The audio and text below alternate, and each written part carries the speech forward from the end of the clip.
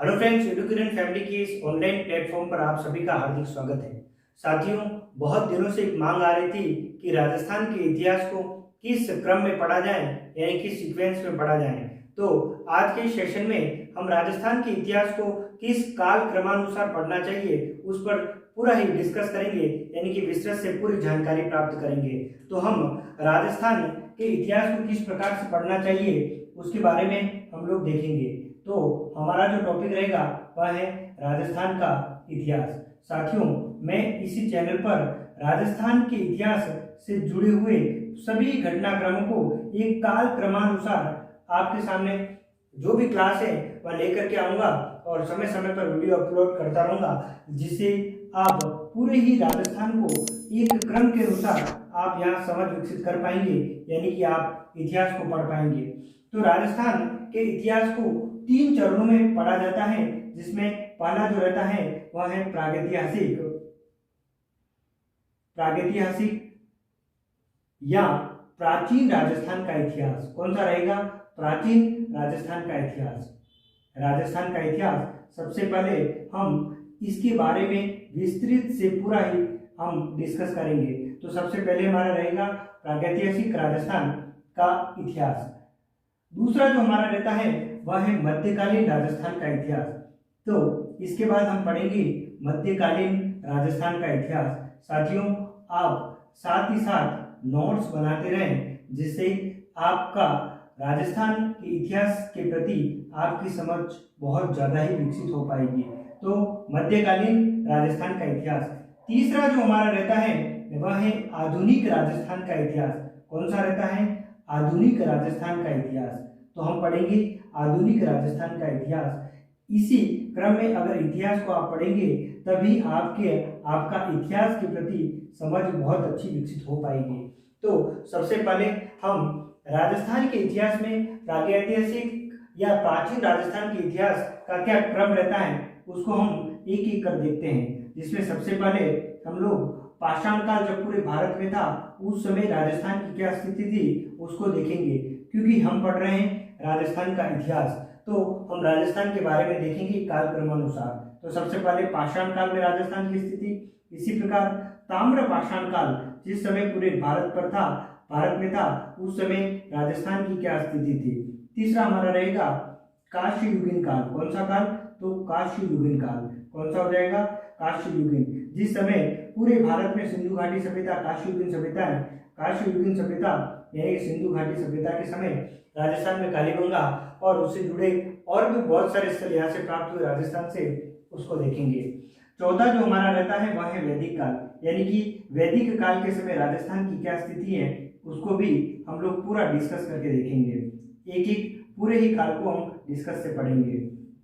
फिर महाजनपद काल। इसको पढ़ना है। महाजनपद काल में राजस्थान की क्या स्थिति थी उसको देखेंगे। उसके बाद मौर्य काल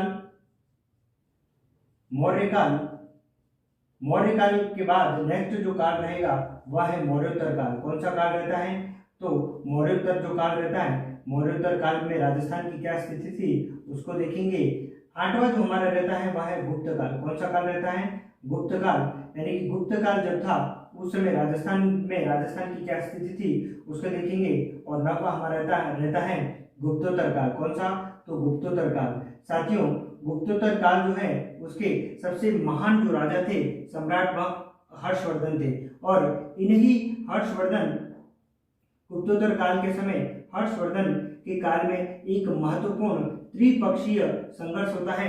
और यह संघर्ष पश्चिम के गुर्जर प्रतिहार, दक्षिण के राष्ट्रकूट और पूर्व के पाल वंश, इन तीनों के मध्य होता है। क्योंकि गुप्तोत्तर काल में यानी हर्षवर्धन सबसे महत्वपूर्ण राजा हैं और उनके समय कन्नौज राजधानी होती है। तो उस कन्नौज को प्राप्त करने के लिए इन तीनों ही शक्तियों के द्वारा युद्ध किए जाते हैं, त्रिपक्षीय संघर्ष होता है। और यह 150 वर्ष तक लगभग ये संघर्ष चला, और जिसमें अंत में पश्चिम का जो गुर्जर प्रतिहार जो वंश था उसने विजय प्राप्त की थी। इसलिए हम प्राचीन यानी कि जो प्राचीन राजस्थान का इतिहास है उसमें गुर्जर प्रतिहार वंश को हम पढ़ते हैं। तो आपको ध्यान रखना है गुर्जर प्रतिहार जो वंश है वह उसको जो हम किस में पढ़ेंगे? तो उसको हम पढ़ेंगे प्रागैतिहासिक या प्राचीन राजस्थान के इतिहास में। तो गुज्जर प्रतिहार, कौन सा? गुज्जर प्रतिहार वंश। कौन सा वंश पढ़ेंगे? तो गुज्जर प्रतिहार वंश जो है उसको पढ़ेंगे। तो साथियों हम पूरी ही डिटेल से एक एक काल में राजस्थान की क्या स्थिति थी उसको देखेंगे। अब हम मध्यकालीन राजस्थान के इतिहास को देखेंगे। मध्यकालीन जो राजस्थान का इतिहास है इसमें सबसे पहले दिल्ली सल्तनत और राजपूत संबंध के बारे में देखेंगे। दिल्ली सल्तनत और राजपूत जो संबंध थे उसके बारे में देखेंगे। दिल्ली सल्तनत आपको पता होना चाहिए कि राजपूत संबंध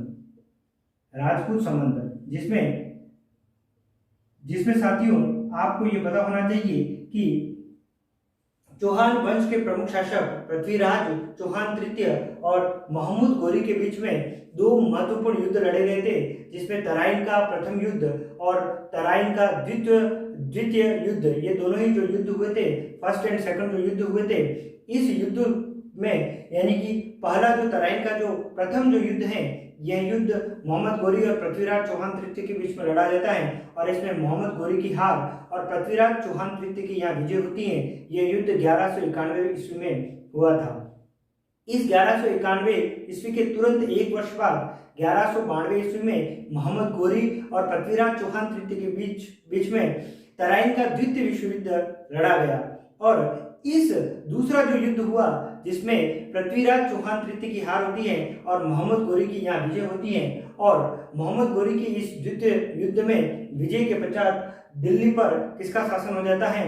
तो मोहम्मद गौरी का शासन हो जाता है और वहीं से दिल्ली सल्तनत की शुरुआत होती है और दिल्ली पर 5 वंशों के द्वारा दिल्ली सल्तनत में शासन किया गया, जिसमें गुलाम वंश, खिलजी वंश, तुगलक वंश, शैद वंश और लोधी वंश, इन 5 ही वंशों के द्वारा शासन किया गया। तो इन 5 ही वंशों का राजपूत राजा जो राजस्थान के थे उनके साथ कैसे संबंध रहे उसके बारे में हम पूरा डिटेल से इसमें देखेंगे। दूसरा जो हमारा रहता है वह है मुगल राजपूत जो संबंध है उसको देखेंगे। किसको देखेंगे? तो मुगल राजपूत संबंध को यहाँ हम पढ़ेंगे। मुगल राजपूत संबंध को हम लोग पढ़ेंगे। इसमें हम लोग ये देखेंगे कि आपने भी देखा कि दिल्ली सल्तनत पर 5 जो वंश थे, जिसमें अंतिम लोधी वंश था और जिसमें लोधी वंश के सबसे प्रतापी शासक इब्राहिम लोधी थे और इब्राहिम लोधी और बाबर यानी कि जो मुगल वंश के जो संस्थापक यानी कि जो बाबर थे उनके बीच में एक महत्वपूर्ण युद्ध लड़ा जाता है जिसे हम पानीपत का प्रथम युद्ध कहते हैं और यह युद्ध 1526 ईस्वी में बाबर और इब्राहिम लोधी के बीच में हुआ, जिसमें इब्राहिम लोधी की मृत्यु हो जाती है यानी कि इब्राहिम लोधी इस युद्ध को हार जाते हैं और बाबर इस युद्ध में विजय प्राप्त करते हैं और इस प्रकार से बाबर ने फिर पूरे दिल्ली सल्तनत पर मुगल वंश की स्थापना कर दी और यहीं से मुगल वंश प्रारंभ हो जाता है।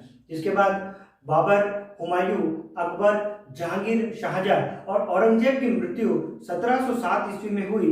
जहां तक का जो पूरा इतिहास है यानी कि बाबर से लेकर औरंगजेब की मृत्यु के बीच में यानी कि राजपूत के जो राजा थे यानी कि राजस्थान के राजपूत रियासत के जो राजा थे उनका मुगलों के साथ यानी कि मुगल शासकों के साथ कैसा संबंध रहा उस पर हम पूरी डिटेल से यहाँ पूरा ही डिस्कस करेंगे। साथियों, मुगल और राजपूत जो संबंध है इसमें हम कुछ महत्वपूर्ण यहाँ पर राजस्थान के वंशों को देखते हैं, रियासतों के वंश को। कौन कौन से वंश हैं जिसको हमें पढ़ना होगा, यह सबसे महत्वपूर्ण टॉपिकों में से रहता है। तो मुगल राजपूत संबंध, जिसमें सबसे पहले हम लोग गुहिल वंश को पढ़ते हैं। किसको पढ़ते हैं? गुहिल वंश। कौन सा वंश पढ़ेंगे? गुहिल वंश। गुहिल वंश जिसे हम सिसोदिया वंश के नाम, दूसरा सिसोदिया वंश, ठीक है। तो गुहिल और सिसोदिया जो वंश है यह वंश मेवाड़ यानी कि किस रियासत पर इनका शासन रहा? तो मेवाड़ पर इनका शासन रहा। इसके कौन कौन से प्रमुख राजा इस रियासत में रहे उन सबको हम पूरा डिटेल से देखेंगे। दूसरा जो हमारा रहता है वह है कछवाहा वंश। कौन सा वंश रहेगा? कछवाहा वंश जो रहेगा, कछवाहा वंश। तो कछवाहा वंश कहाँ था? तो आपको ध्यान रखना है आमेर और जयपुर, यहाँ इन रियासतों पर किसका शासन रहता है? तो कछवाहा वंश का शासन रहता है। जब कछवाहा वंश को देखेंगे तो पूरा डिटेल से हम लोग इसे समझेंगे। राठौड़ वंश, उसके बाद हमारा आएगा राठौड़ वंश। कौन सा वंश आएगा? राठौड़ वंश। और राठौड़ वंश ने कहाँ शासन किया? तो जोधपुर और बीकानेर, इन दोनों ही रियासतों पर किसका शासन रहा? तो इस शासन राठौड़ वंश का रहा। तो इसको देखेंगे। फिर हमारा जो महत्वपूर्ण है वो है चौहान वंश। तो चौहान वंश ने कहाँ का शासन किया उसको भी हम देखेंगे, जिसमें महत्वपूर्ण सांबर के चौहान अजमेर के चौहान, अजमेर, रणथंभौर, किसको, रणथंभौर, रणथंभौर, नाडोल, नाडोल, जालोर, जालोर और सिरोही के चौहान, इन सभी रियासतों पर किसका अधिकार रहा, तो चौहान वंश का अधिकार रहा। तो हम एक एक जब चौहान वंश को पढ़ेंगे तो डिटेल से इसे पूरा ही देखेंगे। उसके बाद हम जो भाटी वंश है उसको देखेंगे। भाटी वंश का शासन कहाँ रहा, तो जैसलमेर, कहाँ रहा था, जैसलमेर रहा था। इसको भी पूरा हम डिटेल से देखेंगे। और अंत में हमारा जो रहेगा वह है हाड़ा वंश। कौन सा, हाड़ा वंश। और हाड़ा वंश ने कहाँ शासन किया था, तो हाड़ा वंश जो था आपको पता है हाड़ौती वाला जो क्षेत्र है उस पर किसका अधिकार रहता है, हाड़ा वंश का। तो कहाँ पर रहता है, तो कोटा वाला जो क्षेत्र है उस पूरे क्षेत्र पर किसका अधिकार रहा, कोटा रियासत पे, तो हाड़ा वंश का शासन रहता है। तो साथियों हमने यहाँ देखा कि मुगल राजपूत संबंध में हम लोग कौन कौन से राजपूत रियासतों को देखेंगे, मेवाड़, फिर यानी गोइल वंश और सिसोदिया, दूसरा कछवाहा, तीसरा राठौड़ वंश, चौथा चौहान, पांचवा हमारा रहेगा जो रहेगा वह है भाटी वंश, और छठा हो जाएगा हमारा हाड़ा वंश। यानी कि जब हम पूरा डिटेल से पढ़ेंगे उस समय इन वंशों के कौन कौन से राजा रहे और उनके राजपूत के साथ राजपूत जो राजा थे उनका मुगल के साथ कैसे संबंध रहे उनको देखेंगे। आधुनिक राजस्थान के इतिहास को समझने से पहले पूरे भारत में जब ईस्ट इंडिया कंपनी की स्थापना हो जाती है और ईस्ट इंडिया कंपनी की स्थापना होने के बाद प्लासी और बक्सर के दो महत्वपूर्ण युद्ध अंग्रेजों के द्वारा भारत में खेले जाते हैं और इन युद्धों को यानी लड़ा जाता है और इन दोनों ही युद्धों में अंग्रेजों के द्वारा जीत होती है और वहीं से वो पूरे भारत पर एक मजबूती से शासन करने लगते हैं। तो उस आधुनिक जो राजस्थान है जिसमें ब्रिटिशों का राजपूतों के साथ कैसा संबंध रहा इसको हम पूरे डिटेल से देखेंगे। ब्रिटिश राजपूत संबंध इसको देखेंगे तो ब्रिटिश राजपूत संबंध इसको देखते हैं हम लोग। ब्रिटिश राजपूत संबंध को हम लोग देखते हैं और इसमें हम लोग इसको देखेंगे तो एक एक जो क्रम है उसको देखेंगे आधुनिक राजस्थान में। तो इसमें सबसे पहले हमारे ऐसे कौन कौन सी रियासत और कौन कौन से राजा थे जिन्होंने अंग्रेजों के साथ सहायक संधि की थी। तो इसमें हम महत्वपूर्ण जो हमारा रहता है वह है 1818 की सहायक संधियां। क्या रहता है, 1818 की सहायक संधियां। इस टॉपिक को हम जब डिटेल से पढ़ेंगे, हम जब आधुनिक राजस्थान पढ़ेंगे तो पूरा डिटेल से देखेंगे। फिर 1857 का स्वतंत्रता संग्राम, 1857 का स्वतंत्रता संग्राम या 1857 की क्रांति, इसको भी हम लोग पूरा ही डिटेल से पढ़ेंगे कि राजस्थान में ऐसी कौन कौन सी छावनियां थी जहां पर ये संग्राम हुआ। जिसमें मैं आपको बताऊं राजस्थान में नसीराबाद, नीमच, देवली, एरिनपुरा और कोटा जहां पर जन विद्रोह हुआ था, तो ये प्रमुख छावनियां थी जहां पर 1857 की क्रांति बहुत बड़े स्तर पर हुई थी। तो हम राजस्थान का इतिहास पढ़ रहे हैं तो हम राजस्थान की छावनियों के बारे में ही पढ़ेंगे। उसके बाद कौन कौन से किसान आंदोलन हुए राजस्थान में, किसान आंदोलन जिसमें बिजोलिया, बूंदी का आंदोलन है, फिर बैंगू किसान आंदोलन है, इन सभी के बारे में हम लोग पढ़ेंगे। तो जब पढ़ेंगे तो पूरा डिटेल से हम लोग एक एक आंदोलन को पूरा डिस्कस करेंगे। इसके बाद जनजातीय आंदोलन, कौन से आंदोलन, जनजातीय आंदोलन को देखेंगे। जनजातीय आंदोलन मीणा और भील जो जनजातियां थी उसके द्वारा राजस्थान में अंग्रेजों के खिलाफ जो आंदोलन किए गए उसको देखेंगे। उसके बाद हमारा रहेगा प्रजामंडल आंदोलन। कौन सा रहेगा, प्रजामंडल जो आंदोलन, प्रजामंडल आंदोलन यानी कि जयपुर प्रजामंडल है, मेवाड़ प्रजामंडल, मारवाड़ प्रजामंडल, सिरोही प्रजामंडल, जो भी प्रजामंडल है उनकी स्थापना कब हुई, उनके संस्थापक कौन थे, यानी कि पूरे ही प्रजामंडल जो आंदोलन हुए थे उसके बारे में पूरा डिटेल से देखेंगे। उसके बाद लास्ट जो हमारा रहेगा वह है राजस्थान का एकीकरण। राजस्थान का एकीकरण साथियों, राजस्थान का जो एकीकरण है वह 7 चरणों में हुआ। कितने चरणों में हुआ था, तो आपको ध्यान रखना है कि राजस्थान का जो एकीकरण है वह 7 चरणों में हुआ। जिसमें पहला जो चरण है, पहला चरण जो है वह 18 मार्च 1948 को इसकी शुरुआत होती है और अंतिम यानी 7वां जो चरण है वह 1 नवंबर 1956 को, यानी कि ये जो 7वां चरण है यह होता है। और इसी 1 नवंबर 1956 को हमारा जो नवीन राजस्थान, आज का जो राजस्थान है, वह अस्तित्व में आता है। तो हम लोगों ने छठे पे हमने राजस्थान के एकीकरण के 7 जो चरण है, इसमें कौन प्रधानमंत्री रहा, किसके द्वारा उद्घाटन किया गया, और इनकी कितनी रेवेन्यू थी, और इनके द्वारा कौन कौन से कार्य किए गए, यानी कि पूरा ही डिटेल से, और इनका क्या क्या नाम था, इस पूरे को ही हम डिटेल से देखेंगे। तो साथियों, राजस्थान के इतिहास को पढ़ने का यही क्रम रहता है।